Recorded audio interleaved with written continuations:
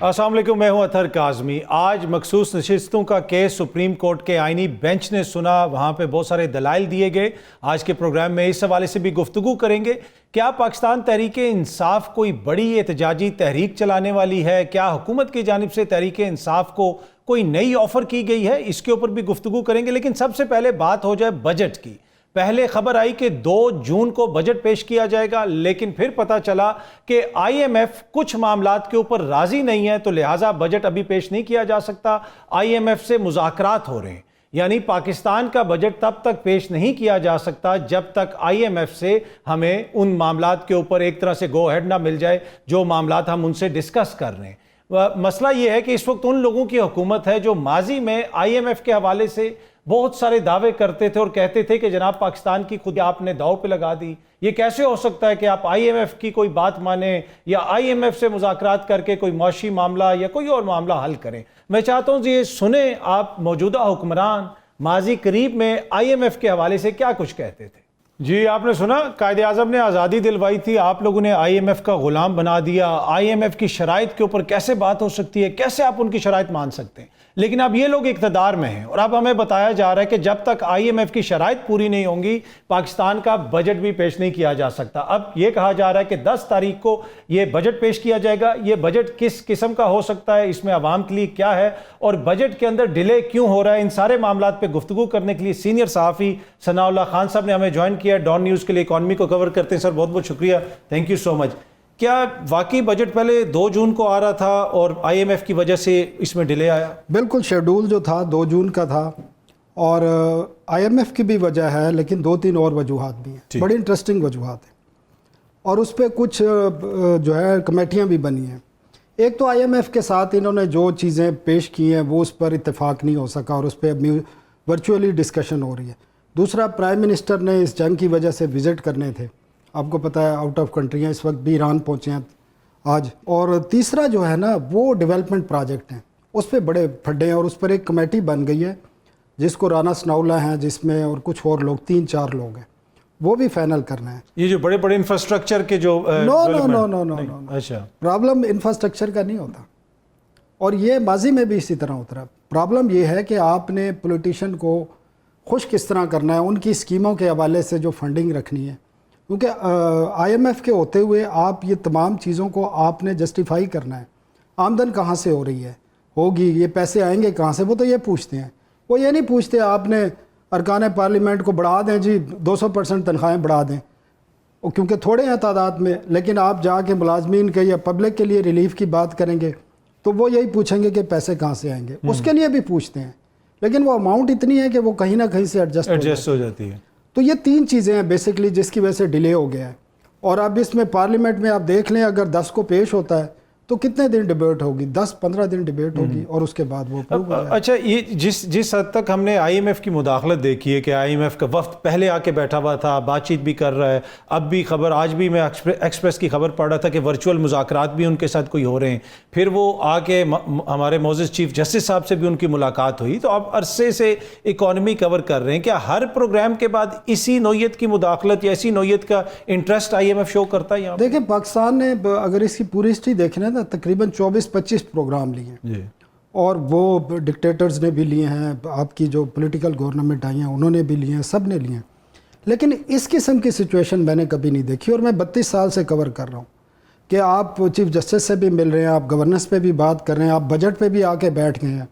ضرور ہوتا ہے کہ ان کا فریم ورک ہوتا ہے، کیونکہ آپ کسی سے جب قرض لے رہے ہیں اور آئی ایم ایف سے لے رہے ہیں تو اس کا مطلب یہ ہے کہ آپ کی میکرو اکنامک جو ہے وہ صورتحال ایسی نہیں ہے کہ آپ آئی ایم ایف کے بغیر چل پائیں، آپ کے پاس بہت زیادہ ایکسٹرنل سائڈ پر آپ کا صورتحال یہ ہے کہ آپ کسی بھی وقت ڈیفالٹ ہو سکتے ہیں اور ہمیشہ اسی طرح ہم نے لون لیے ہیں اور شرائط ہوتی ہیں، لیکن یہ نہیں ہوتا کہ وہ آپ کا بجٹ بھی انہوں نے ہر چیز طے کرنی ہے، وہ تو ایک سیلنگ اور ایک بینچ مارک طے کر دیتے ہیں، اس کے مطابق آپ نے چلنا ہے۔ لیکن یہ شاید پہلی دفعہ ہے کہ آپ کے بجٹ کو بھی وہ دیکھ رہے ہیں، آپ کی وہ انصاف کے نظام کو بھی آپ دیکھ رہے ہیں، پولیٹیکل پارٹیز سے بھی مل رہے ہیں، وہ پروونسز سے ماضی میں بھی ملتے تھے، کیونکہ یہ سارا جو ہوتا ہے کنسالیڈیٹڈ چیزیں ہوتی ہیں، ان کا بجٹ بھی انہوں نے دیکھنا ہوتا ہے۔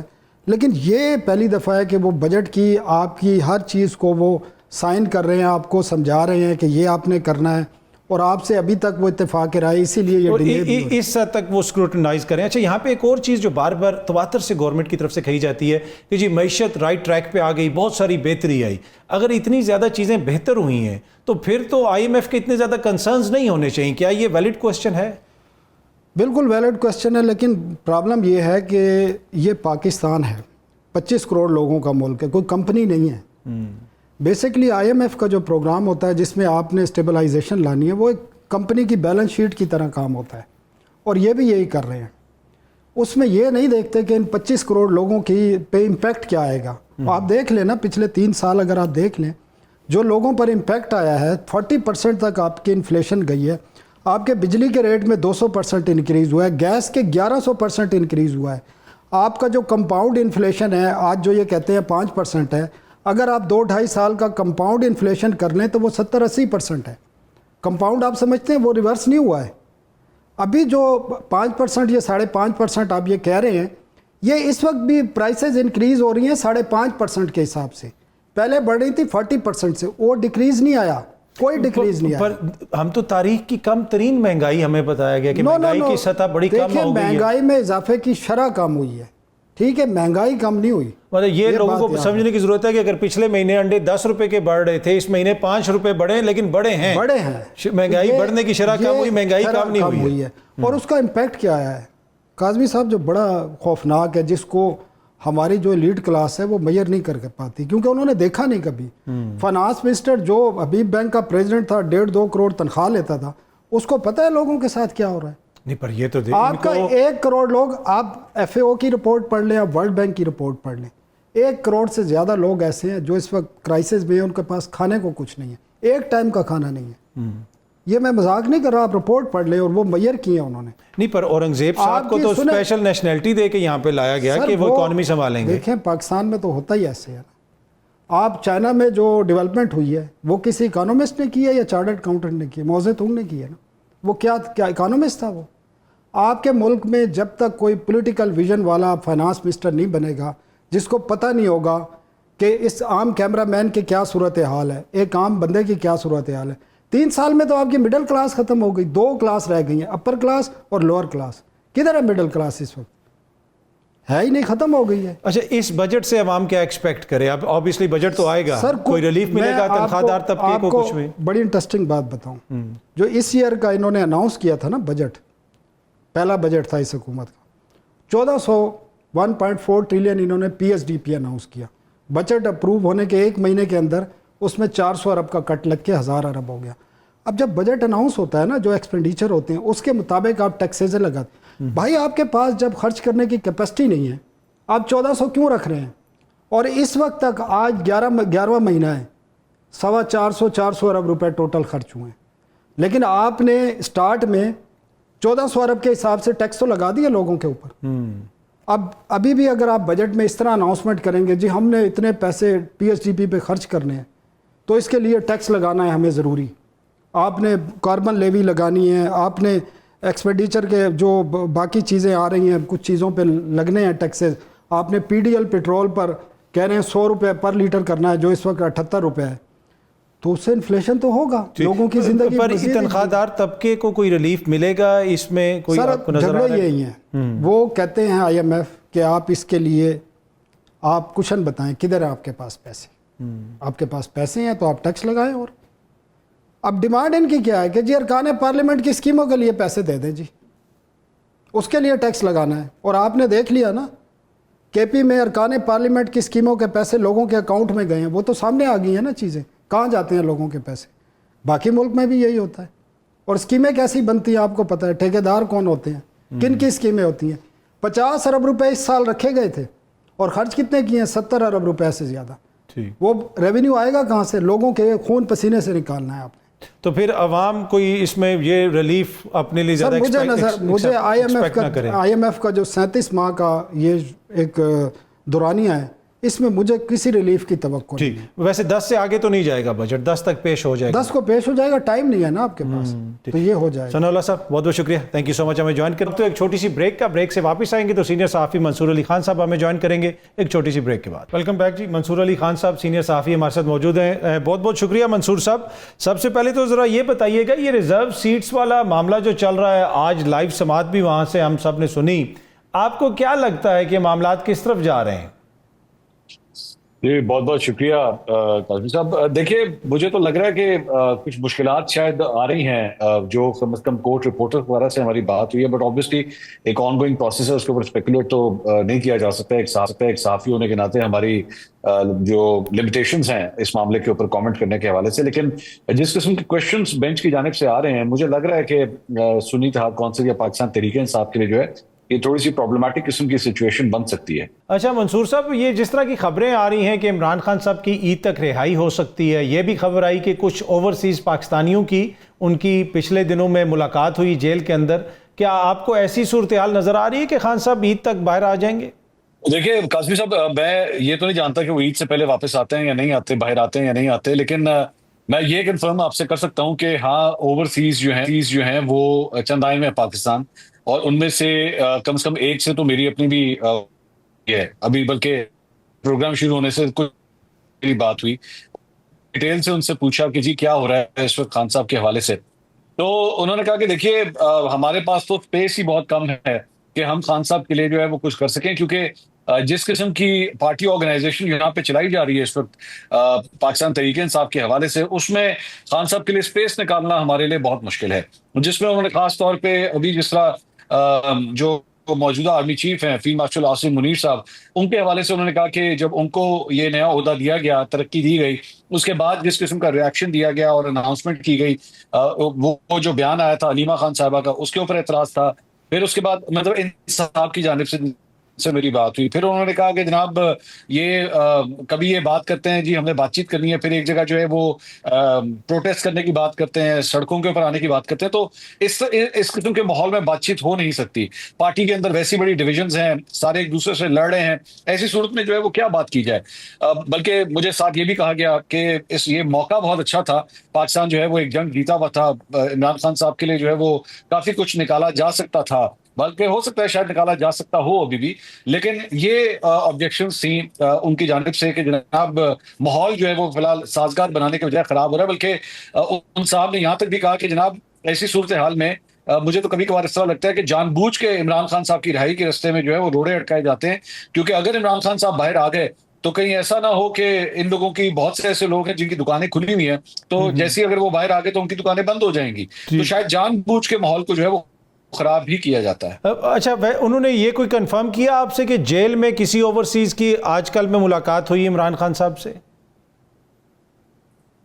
نہیں، انہوں نے مجھے اس قسم کی کوئی کنفرمیشن نہیں دی کہ ان کی ایسی کوئی ملاقات ہوئی ہے یا نہیں ہوئی. البتہ یہ میں آپ کو کنفرم کر سکتا ہوں کہ ان کے دورے جو ہیں جن صاحب سے میری بات ہوئی ہے اوورسیز سے ہی تعلق رکھتے ہیں، اور وہ بلکہ لاہور اور اسلام آباد کے اندر جو ہے ان کا آنا جانا کافی رہا ہے، اور آج ہی جو ہے وہ لاہور سے واپس اسلام آباد ہو گئے ہیں. ٹھیک ہے. اچھا یہ جو جنگ کا آپ نے ذکر کیا اس میں نواز شریف صاحب کا کوئی بیان ہمیں سنائی نہیں دیا مودی صاحب کے خلاف، اور دوسری جانب عمران خان صاحب نے ایک ٹویٹ بھی کیا. کچھ لوگ یہ کہہ رہے ہیں، اس طرح کی خبریں بھی آ رہی تھی کہ کیونکہ میاں نواز شریف صاحب نے مودی کے خلاف کوئی بات نہیں کی، مریم بی بی نے بھی اس طرح ان کا نام اس طرح نہیں لیا، تو شاید اسٹیبلشمنٹ یا دوسری سائڈ کے اوپر تھوڑی سی ریزرویشنز ہیں اس حوالے سے. آپ سمجھتے ہیں کہ یہ مناسب یا جائز تجزیہ ہے؟ ویسے میرے خیال میں تو ریزرویشن ہونی چاہیے تھی، لیکن اگر میں ریالٹی چیک ایک کرنے کی کوشش کروں، یا جو حالات میں نے کم از کم دیکھے ہیں، مثال کے طور پہ جب آرمی چیف کے حوالے سے جب ایک فیلڈ مارشل کے وہ جو سٹارز لگنے تھے اس سلسلے میں جب ایک تقریب ہوئی ایوان صدر میں، تو اس کے اندر نواز شریف صاحب بھی موجود تھے، اس میں حسن نواز جو ان کے صاحبزادے ہیں وہ بھی موجود تھے، مریم نواز جو ہیں وہ خود بھی موجود تھیں. تو مجھے اس کے اندر تو ایسا کوئی تناؤ کی صورتحال کوئی فی الحال نظر نہیں آئی. تو میرا خیال میں بالکل نواز شریف صاحب کو میرا خیال میں تو مزید ووکل ہونا چاہیے تھا. میرا خیال میں یہ چاہتا کہ ایون مریم نواز بھی جو ہیں وہ جو پوزیشن انہوں نے لی تھی اس سے زیادہ ووکل ہونا چاہیے تھا. لیکن فی الحال مجھے تناؤ کی کوئی ایسی کیفیت نظر نہیں آتی. اگر تناؤ کی یہ کیفیت نواز شریف صاحب کی حد تک ہے یا مریم نواز کی حد تک ہے تو میں نہیں جانتا، میرے پاس ایسی کوئی خبر نہیں ہے. لیکن اگر میں موجودہ حکومت کے حوالے سے دیکھوں تو کانسیکوینٹلی جو ایونٹس ہوئے ہیں اس کے اندر مجھے فی الحال کوئی تناؤ کی کیفیت ایون شہباز شریف صاحب یا موجودہ اسٹیبلشمنٹ کے درمیان بھی فی الحال نظر نہیں آ رہی. یہ جو سارا بھارت والی ایپیسوڈ ہوئی ہے، بھارت کو اپنے شکست دی ہے جنگ میں، آپ سمجھتے ہیں کہ اس سے جو پبلک پرسیپشن ہے حکومت کی وہ بھی بہتر ہوئی ہے اور حکومت مضبوط ہوئی ہے؟ دیکھیں، میں یہ ضرور کہہ سکتا ہوں کہ کم از کم اسٹیبلشمنٹ کے حوالے سے لوگوں کی جو رائے ہے اس میں تھوڑا بہت ایک تبدیلی ضرور آئی ہے. ظاہری بات ہے ایک تناؤ کی صورتحال تو تھی، اس میں تو کوئی شک نہیں ہے، لیکن اس جنگ کے بعد جو ہے کچھ پرسنٹیج جو ہے اس کی ڈیفینیٹلی رائے بدلی ہے. وہ کتنی ہے؟ ظاہری بات ہے یہ اسپیکولیٹو بات ہے، ہر ایک کی اپنی ایک رائے ہے. کچھ مطلب کوئی پولز بھی سامنے آ رہے ہیں، کچھ کوئی صحافی اپنی رائے دے رہا ہے، کوئی اپنی دے رہا ہے. سو آئی تھنک اس کے بارے میں کوئی حتمی فکر تو نہیں دیا جا سکتا، لیکن ہاں لوگوں کی رائے میں پاکستان کی افواج نے جو ہے ایک بڑی کامیابی حاصل کی ہے. لیکن کیا اس کا اثر و رسوخ یا کریڈیبلٹی، لیجیٹیمیسی موجودہ حکومت کے اوپر آ سکتی ہے، یا وہ یہ کلیم کر سکتی ہے کہ جناب ہم لیجیٹیمیٹ ہو گئے ہیں، ہمارے اوپر کوئی داغ جو لگے ہوئے تھے 8 فروری کے الیکشنز کے وہ اب دھل گئے ہیں؟ نہیں، میں نہیں سمجھتا. میرا خیال میں لوگوں کے اپنے گلے شکوے اس الیکشن کو لے کے ویسے ہی موجود ہیں.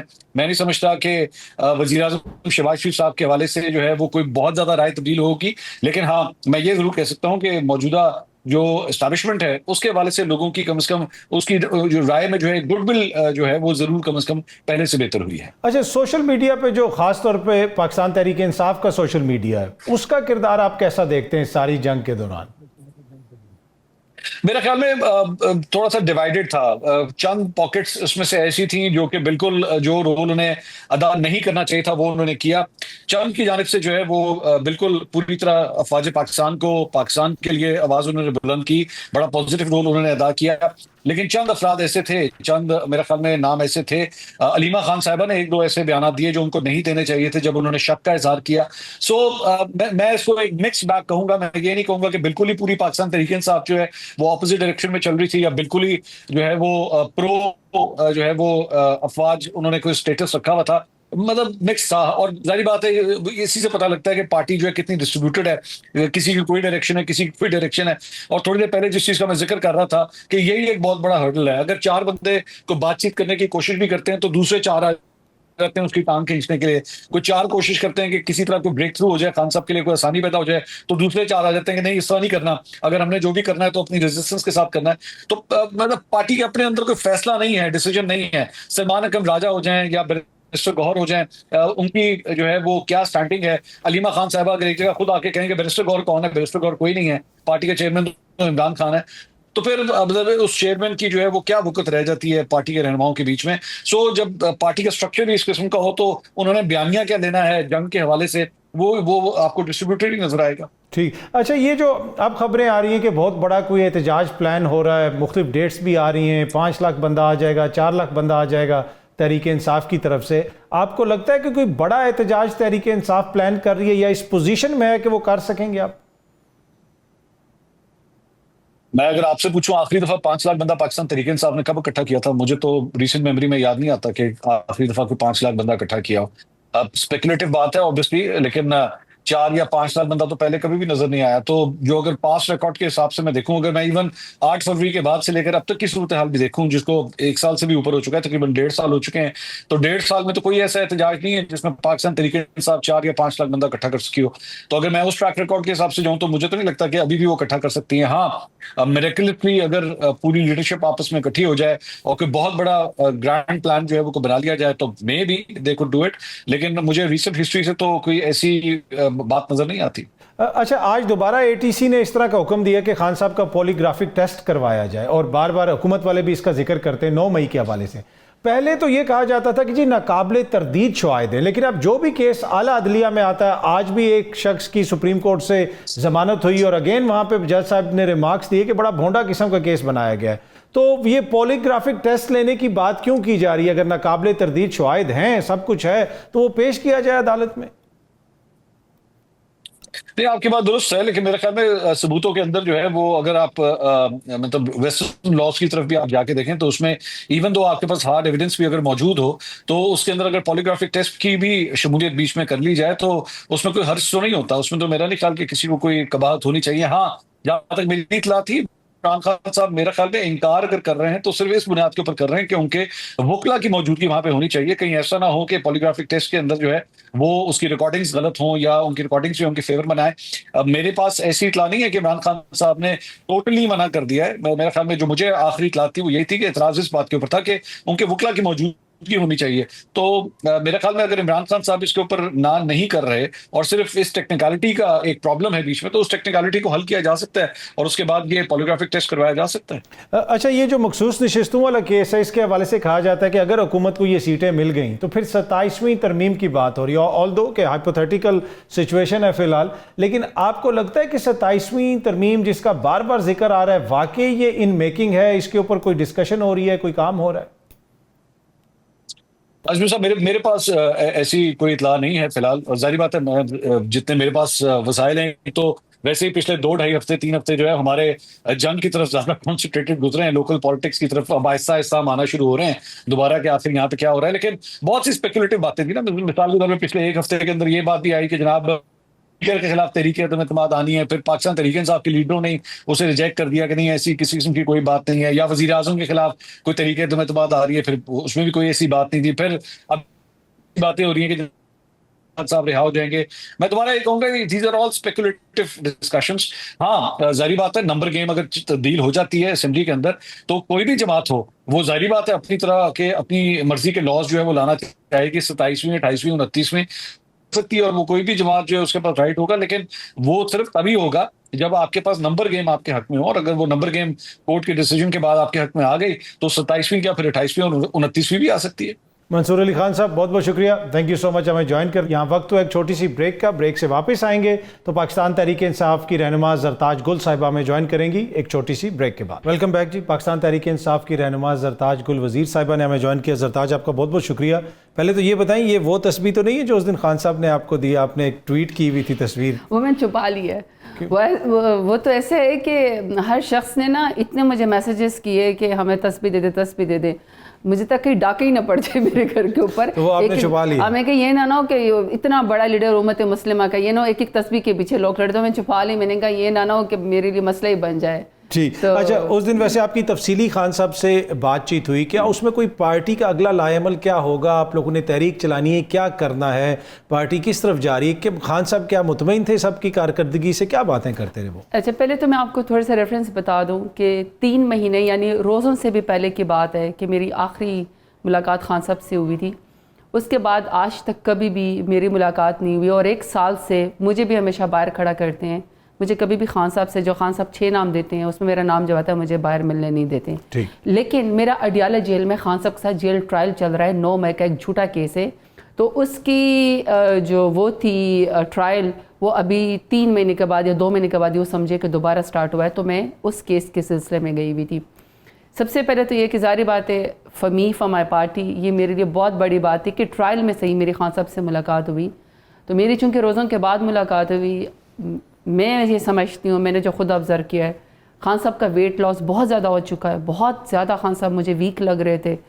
ظاہری بات ہے گرمی اتنی تھی, پسینہ بھی ان کو آیا ہوا تھا, اور لیکن حوصلہ اسی طریقے سے بلند تھا. اور انہوں نے امر بالمعروف و نہی عن المنکر کی بات کی کہ 120 دفعہ قرآن شریف میں ذکر ہوا ہے آپ نے حق کے ساتھ کھڑے ہونا ہے. میں حق کے ساتھ کھڑا اور 1 انچ بھی پیچھے نہیں ہٹوں گا. لیکن ملک کے اندر حالات ایسے ہیں کہ جب آپ سچ کا ساتھ دیتے ہیں اور برائی کے خلاف کھڑے ہوتے ہیں تو آپ کو ہی مجرم قرار دے دیا جاتا ہے. اور وہیں سے مجھے یہ بھی پتہ چلا کہ بشرا بی بی صاحبہ ظاہری بات ہے کوئی مجرم تو ہے نہیں, کہ ان کو وہ چونکہ وہ ظاہری بات ہے خان صاحب کے پاس اور ان کے پاس اتنا چھوٹا سیل ہے, تو یہ تو وہ پولیٹیکل وکٹمائزیشن ہے. وہ یہ کہ وہ اپنے سیل کے اندر جو ہیں وہ اتنی سخت گرمی اور حبس سے جو ہیں وہ بی بی صاحبہ بے ہوش ہو گئی تھی. ظاہری بات ہے اس بشرا بی بی صاحبہ. پر یہ کیا کسی اور رہنما کو نہیں پتا کوئی بات ایسی باہر اس طرح آئی؟ کٹ آف جو ہوئے تھے نا, کوئی ان سے ملا نہیں, خان صاحب سے ملا نہیں. آپ کو پتہ ہے جب ہمیں خان صاحب سے ملنے دیا جاتا, باہر ایم این ایس کے گریبانوں میں ہاتھ ڈالے جاتے ہیں, خواتین کو کر کھینچا جاتا ہے, اس قدر ایک تماشا لگا ہوتا ہے. خان صاحب سے نہ ان کی فیملی کو ملنے دیتے ہیں, نہ بیٹوں سے بات کرنے دیتے ہیں, نہ ان کے لیڈران کو ملنے دیتے ہیں. یہ جیل ٹرائل بھی اب یوں سمجھے کہ دوبارہ سٹارٹ ہوا ہے 2-3 مہینے کے بعد, تو تب جا کے ہماری ملاقات ہوئی ہے.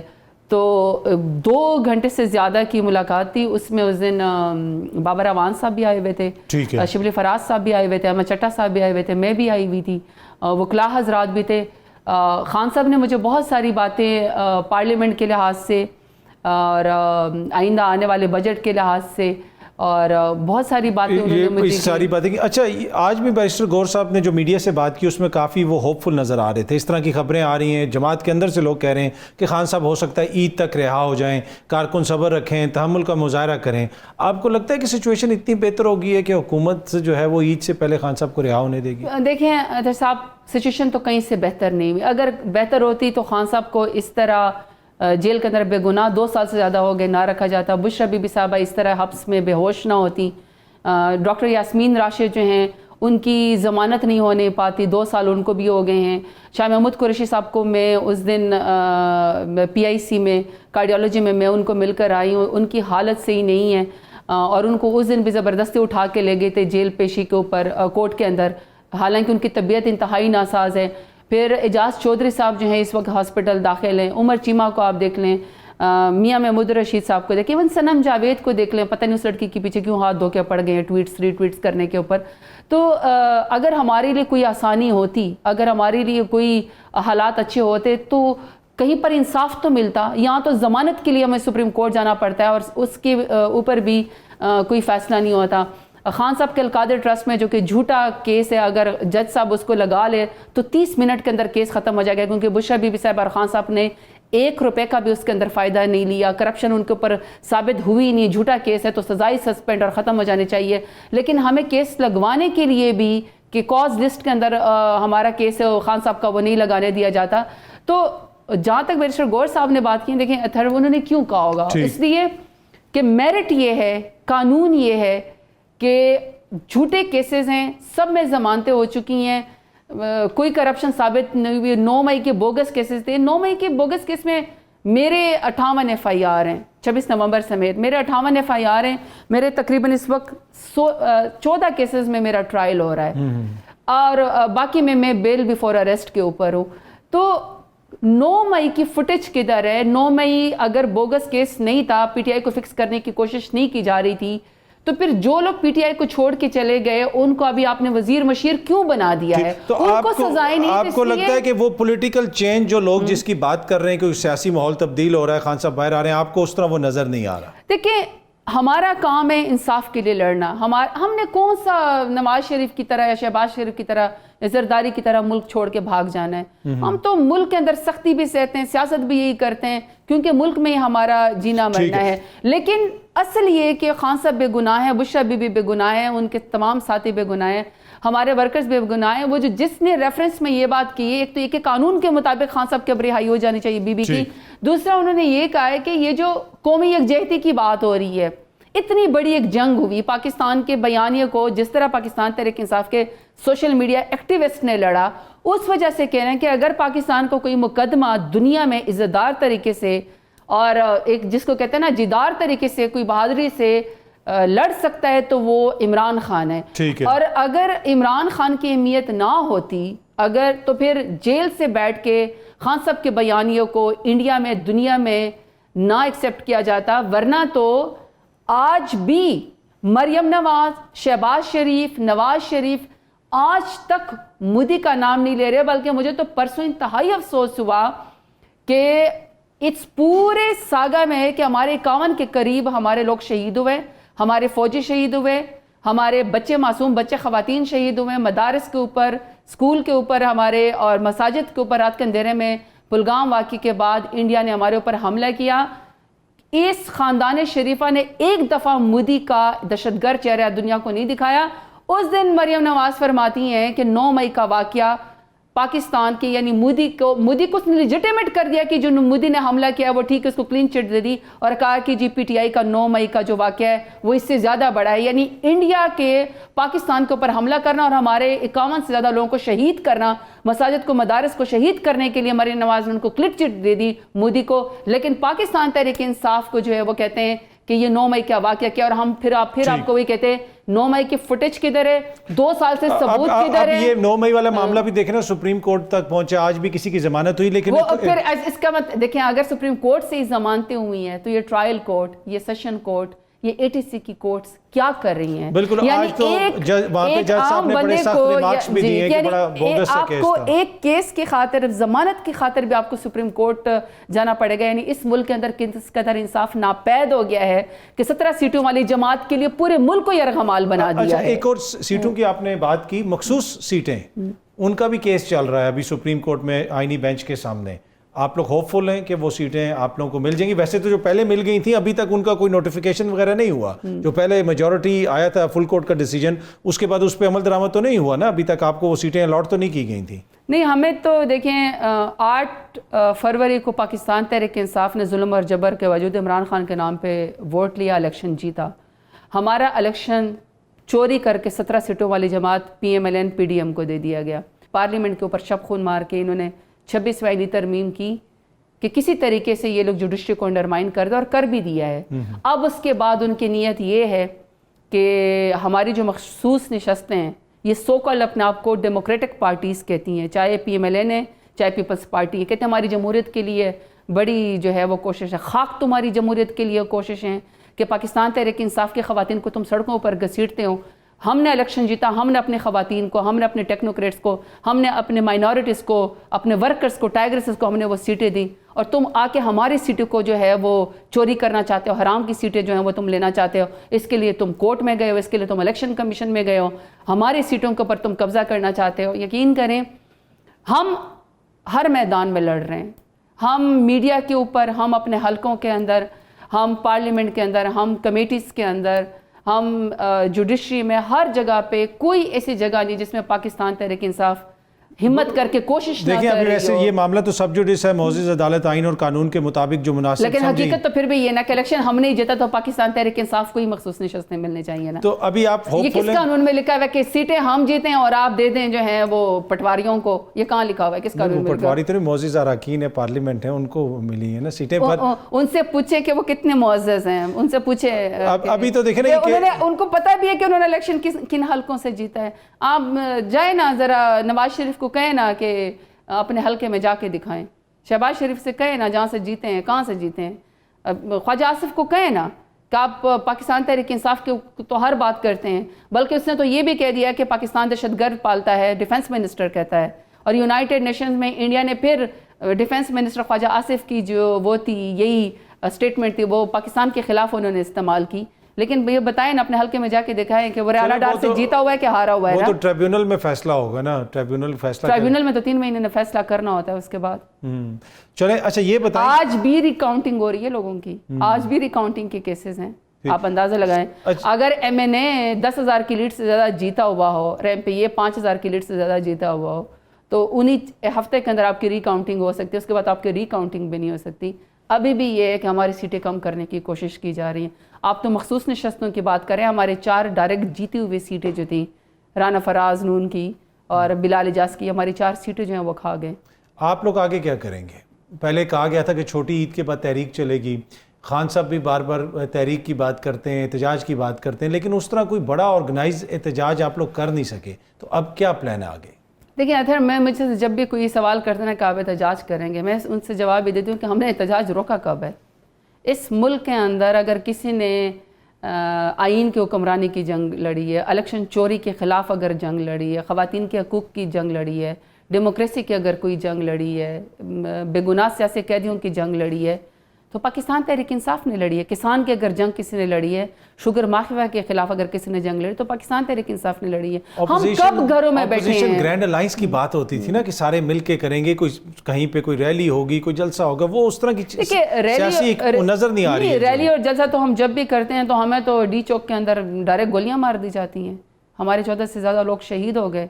इससे बड़ी पाकिस्तान तहरीक इंसाफ कितनी बड़ी कुर्बानी है, कितनी बड़ी रैली और कितना बड़ा वो मुकदमा पाकिस्तान का लड़ सकती है कि आप अपने सियासी हकूक़ की खातिर आप बाहर निकले, आप पाकिस्तान की खातिर बाहर निकले और आपको गोली मार दी जाए। रोक के दिखाए ना पंजाब के अंदर। वैसे आपको लगता है सरताज कि आपका वर्कर और आवाम मायूस भी होती है? ऑब्वियसली कि खान साहब को रिहाई नहीं मिल रही, वो 2 साल से अंदर हैं, आप लोगों पे भी तनकीद होती है, किस हद तक वो जायज़ तनकीद है?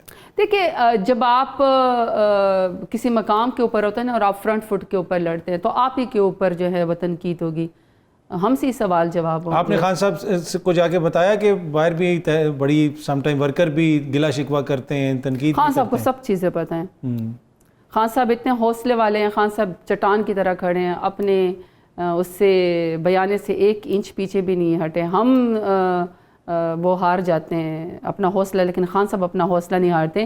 لیکن میں آپ کو یہ بات بتا دوں کہ دیکھیں انصاف کے ذریعے ہم دروازہ کھٹکھٹاتے رہتے ہیں، ہمیں انصاف نہیں ملتا، لیکن پھر بھی ہم نے امید تو نہیں توڑی۔ جہاں تک ورکرز کی بات ہے اور اس کی بات ہے، جن ورکر نے ہمارا الیکشن لڑا، جن ورکر نے سوشل میڈیا، ہمیں تو اپنے علاقوں میں بھی جانے کی اجازت نہیں تھی، ہمیں تو اغوا کر لیا جاتا تھا، جنہوں نے ہمارا الیکشن سوشل میڈیا پہ لڑا، وہ اگر ہم سے سوال کرتے تو ہمیں برا نہیں منانا چاہیے۔